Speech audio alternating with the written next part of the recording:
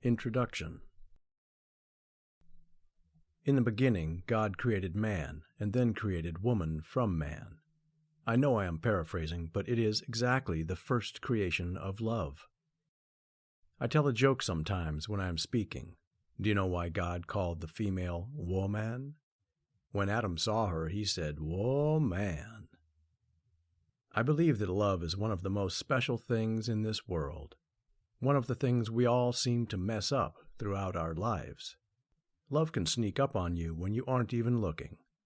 Whether everyone admits it or not, we all want to have a Hollywood romance. We want someone to race to the airport to stop us because of the love they have for us. We want the one we love to rush in and stop us from marrying someone else. We want that special someone to run toward us and say those 3 amazing words, "I love you." We are all old-time romantics. I am writing this book with a warning. The warning is, love will find you when you least expect it. Chapter 1. Dreams of Romance. As I said in the introduction, we are all looking to find love, much like a Hollywood movie. Did you know one of the reasons why the romance section of the video store is so popular? Everyone wants a sappy romance.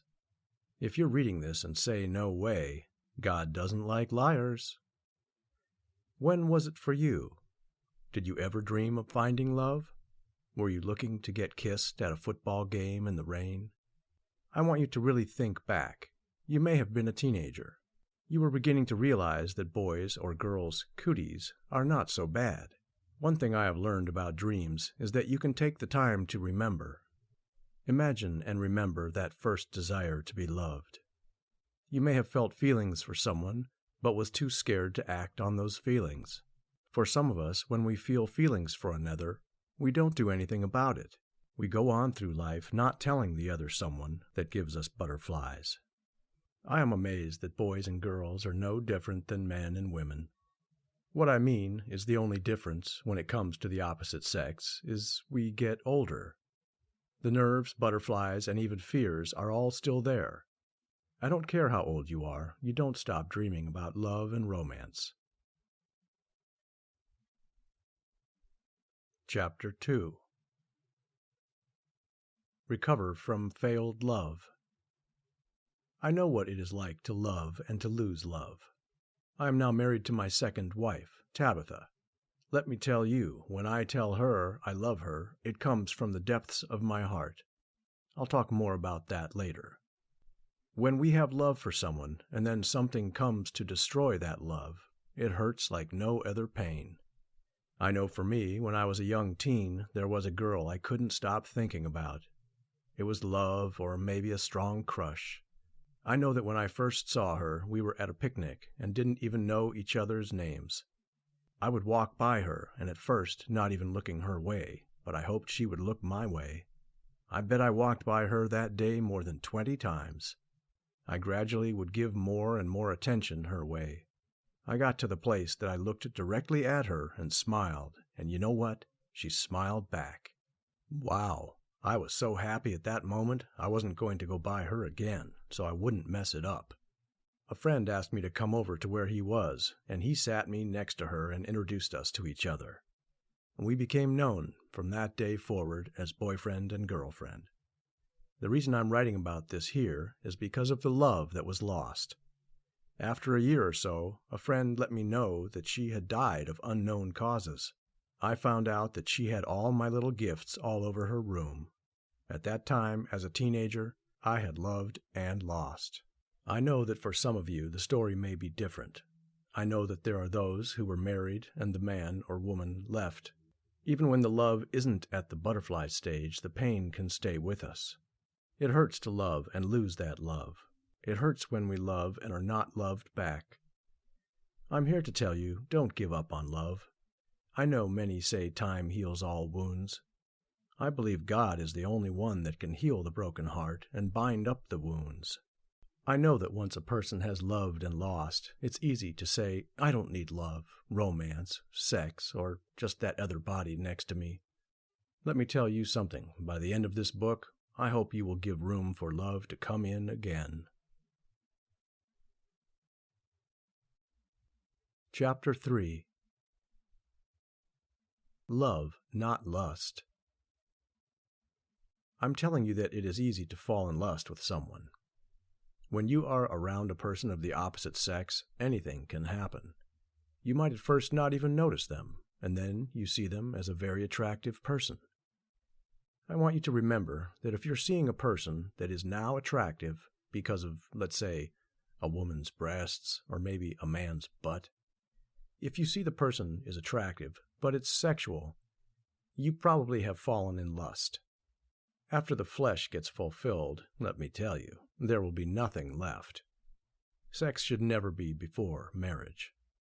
Lust is a lonely four-letter word.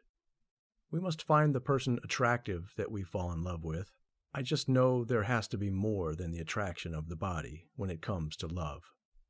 The one thing I want you to remember, don't let sexual urges imitate feelings of love.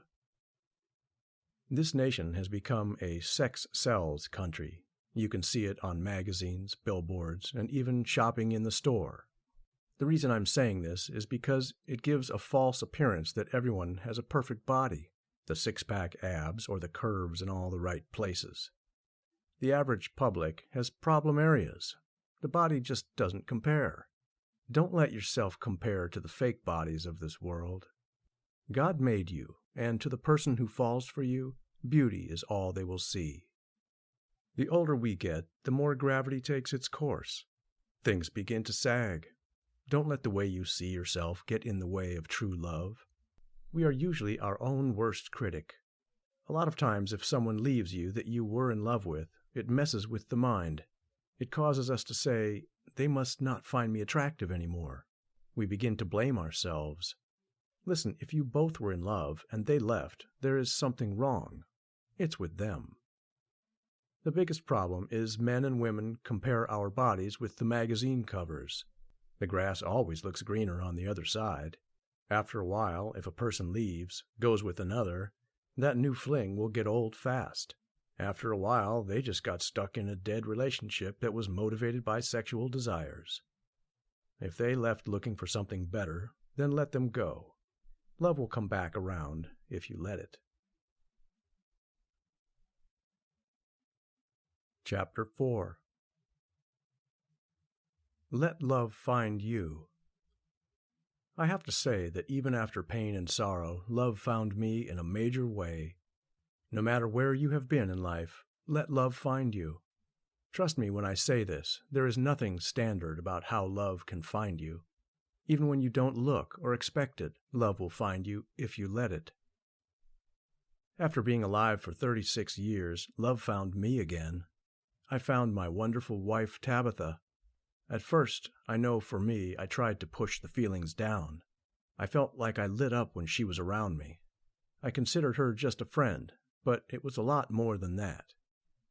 I would walk for miles and even pray for God to take away the feelings I had. There were times we worked roofing, and when she referred to other guys, I would get upset. We fought a lot, and I knew now it was because of the feelings we both had. I would walk by her and hear her heartbeat go faster when I was around. Understand, I'm a prophetic minister. I know she was having feelings for me at the same time I had feelings for her. One day, I had enough of this dancing around my feelings. I believed that she liked me just like I liked her. I know this sounds corny. It is love, and it's supposed to be a bit corny. I asked Tabitha if she had feelings for me, and she responded by saying, "I love you like a brother I never wanted." Wow, I was devastated. After a while, I fessed up by telling her in a note how I felt. I just wanted her to know, but I told her it was my problem. I sure hope you are getting the picture here. After a day or so, she writes me a letter and hands it to me, and now explains that she has feelings for me and she was willing to move, or whatever. Well, for a while, there were a lot of unusual things between us. We wouldn't talk or anything. Finally, we began to acknowledge each other again because our friendship meant that much to both of us. One night, while she was walking, I went out just hoping to catch a glimpse of her. I got her attention, and she began to say how she felt as I was telling her at the same time. I reached for her, and she fell into my arms, and it was like God made her for me. We hugged and had our first kiss. Wow. What a moment. It is sealed in me as my own Hollywood movie moment. The more time we spent together, the more I fell in love with her.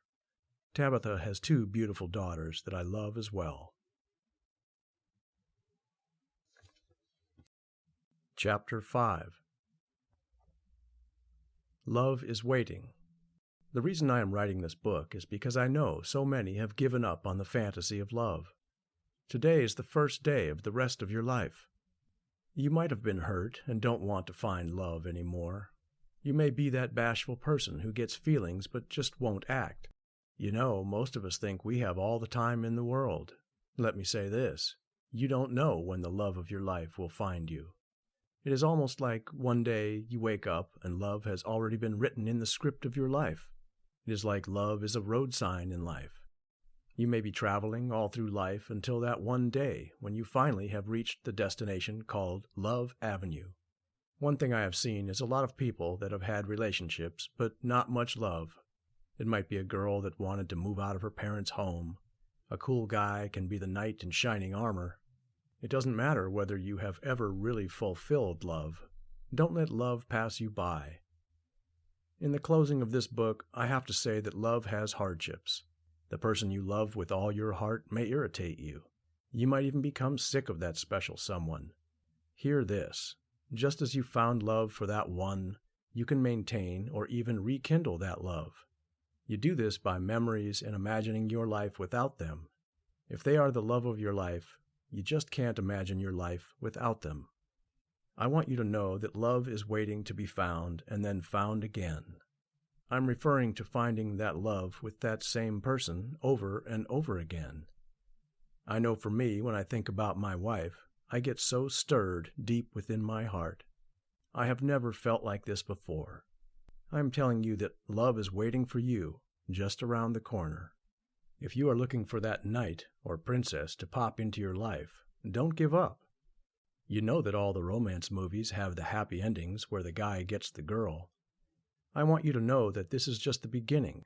It's after you deal with the bills, children, and all the things that can arise. We all have to remember that the problems are there and will be there. The way we respond to those problems are the issues of life. If you really love that one you find, you will endure through all the difficulties. I have made this commitment many times over the years. People say, "Love ya." Where is the "I love you"? Once love has found you, don't forget that little word "I" in front of love. In the midst of the storms that may come, remember, love is a treasure. Storms may bring sadness or even madness. If you look beyond it all into the eyes of that one you found or will find, love is extraordinary. Everyone all over the world is looking for love sometime in their life. You find love, respect it. To any man who may be reading this book, let's love our wives as Christ loves the church. Christ loves the church unconditionally, and that is what we should do too. Love is waiting for us to discover it. I'm not talking about love in its simplicity. I'm talking about the love that takes over your thoughts, and when you kiss the love of your life, it does something to you. You love to feel their touch. It's like everything is better when you're with them. When you find love, your life changes forever. You should never throw love away and never let your love go if you can. If you are scared, you don't need to be. One reason why love is referred to as falling in love is because we have to humble ourselves to admit that we love someone. There is a chance they won't have the same feelings for us. There is nothing to fear because the love in my heart for my wife is a love that has made my life better. Isn't that kind of the secret to living? We are to live life better. I want you to now cherish the love you have found. If you haven't found your love yet, they haven't found you either. Love is like a bank vault. It is never complete until 2 people turn their keys from the heart and say, "I love you."